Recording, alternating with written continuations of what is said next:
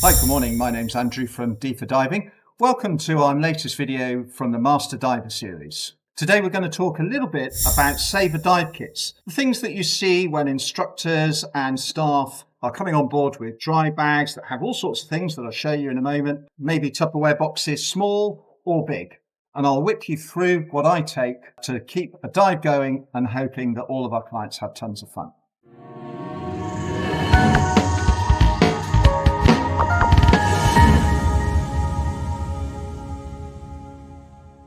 So, first of all, in the dry bag, as well as the Tupperware boxes, which we'll go through in a moment, I have a few other little things which I find really helpful. Pretty much anywhere we go diving, sunnies are always going to be great to have. Anywhere I go where I think there's a chance of there being fishing lines or ghost nets, I take a set of shears, pop them in my pocket, and between those and the ceramic cutter that I have on the strap of my dive watch, I can usually get rid of whatever I see and bring that to the surface and just leave a little bit less debris behind. Then I'll often also take my spare set of sunnies for the simple reason that no matter how well I strap and have floaty straps on my main sunglasses, they do blow away, and it's always useful to have a spare pair. Sun cream. From a safety perspective, really important is I always take my CPR mask with the one-way valve. Yes, there's an O2 kit, but the time taken in an incident to get somebody out of the water, or if you need to just be somewhere awkward, having one of those is really, really useful. And you never know that an incident's going to be one person, so I actually have a backup as well. And the one that's in here also has a one-way valve, but it's a simple sheet of polyethylene or some such plastic that's just there to create that barrier for you. So I have those. Talking safety, if I'm diving anywhere that has a current, I pop my Nautilus in pocket. This is a GPS signaling device so that if we get caught in a current and we're not spotted when we come to the surface and we're whizzing away, that's a great thing to have. I've also, just as a comment, bought an enormous SMB. It's a good 2 meter, big fat one. Worthwhile thinking about the inconvenience of travel versus safety when you're thinking about going anywhere with a lot of current. And then the last two things I have in here, a 14mm spanner. I just take that with me in case the shop regs aren't set up like somebody's used to. It's not directly a safety issue, but comfort goes very clearly to safety. And if somebody's diving a setup they recognise, then that's a better thing from my perspective as an instructor.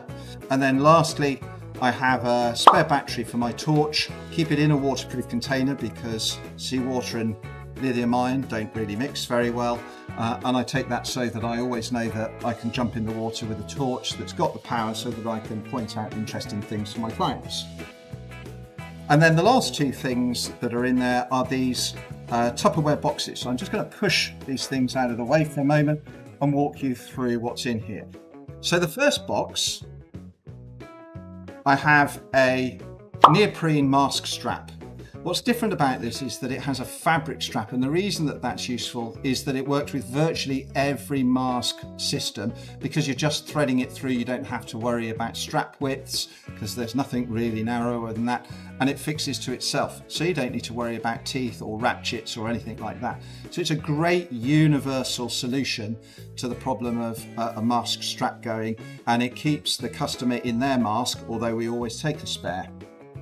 You'll recognise in any saver dive kit anywhere, people are going to take a spare mouthpiece for a reg. Again, it's not necessarily directly a safety issue, but it's an implicit safety issue because if somebody's chewed through and you've got sharp edges that makes them feel a bit uncomfortable, or they don't feel like they can grip their mouthpiece properly, somebody who's uncomfortable is just going to take some of their cycles away, and it means that they're not necessarily concentrating on the dive and safety as we would want. Obviously, you need to be able to attach that.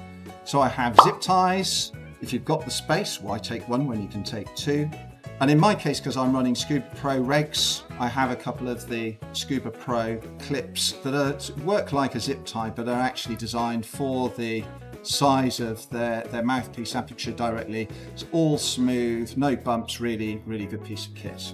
And then lastly, I have some LP and HP hoses, and the reason I take those is just in case you want to move anything around, or let's say somebody's come to the Caribbean, still got their dry suit hose on, and just to have less stuff around, you want to take that off. Say an AI transmitter fails and it's easy to just get that out of the way, then those are there to plug the ports. And for those, I then have a multi-tool that has the common 4 and 5 mil sizes for them, and a hex screwdriver for anything.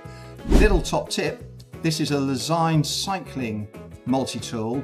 It costs a fraction of pretty much anything that you can get for diving, and it's made out of stainless steel so it doesn't rust, so double bonus. In my second one, this will be a lot more familiar to many people, I would imagine. Just through some basics, any teaching course, I've got a snorkel keeper. Always useful to have in case something goes wrong with a customer's snorkel. We just stay out in the water and switch over. I have zip pulls, or again, if somebody loses something on a pocket and wants to keep things in there, it just keeps you going. O-rings galore. I have O-rings for my torches. Then I have some spare spigots. There's a long and a short in there, but there's also, more importantly, because generally speaking, customers will come with those in place. Any good dive shop is going to have set their regs up and they're properly. So I've also just got the little tiny O-rings that go with those as well. The next thing lots of people will recognize is these mini little scuba tanks made out of aluminium, and inside them you'll find loads of O-rings. I've got the most common sizes for international and DIN, and then in through all of that there is then a little pick, and the picks are really useful because they mean that you're using a tool specific to the job of taking an O-ring out and doesn't risk damaging the seat that the O-ring is coming out of if you used a screwdriver or something like that. And the last thing that I have in there is some silicone grease. So that's everything that I take out on the boat with me. There's obviously some other things that I do want to think about if I'm ashore and away from a longer period of time, like my holiday. So I'll whip you through what that looks like fairly quickly. Another mouthpiece if you've got to, why not have 3? Whole ton of extra O-rings to help the group. I've got a screen protector for my computer. I've got a new lead for my DSMB so that if a loop gets frayed or anything like that, I can just whip that on. It has a little 360 swivel on the end of that one. That's the only reason I've got that rather than just tying another loop. It just keeps the kinks out of your lines. I have an LP hose grip. I use those if I'm teaching and you have to do LP air release on the VCD, and you find that somebody's got issues with dexterity or the LP valve itself, that the snap is not working easily. They're a great way of helping your students. Dive ink, just a way of putting a mark on any kit that needs marking in some way, shape or form. 2 different sets of batteries, computer, AI transmitter, glue, always useful to be able to glue things. Then tools. Not everything is a 14mm spanner like I showed you earlier. You need an adjustable. Snips are great for anything that involves a set of cable ties. Similarly, a knife, really important that you get a knife that's retractable like this. You don't want something sharp being able to catch anything inadvertently. That, could be a disaster. A couple of micro-sized screwdrivers, really good for doing things like releases on watch straps if somebody's watch strap has failed and you need to Heath Robinson something else. Hex, these amazing find at my local hardware shop, stainless steel so they're not going to rust. Love the color coding that's on them. I've got a 4 and a 5, which are the normal sizes for HB LP ports depending on the manufacturer. 8mm allows me to put in or remove the DIN to international converter for regulators, heads. Zipper lube, talking glue. Amazing stuff, this Black Witch. If you dive in neoprene, whether that's a dry suit or a wetsuit, and something gets torn, nicked, if your flip-flops are falling apart, Black Witch, great stuff. And then I just have extras of the other consumables, so more zip pulls and then zip ties. So I hope that's been useful. I think that out online you'll find a plethora of advice.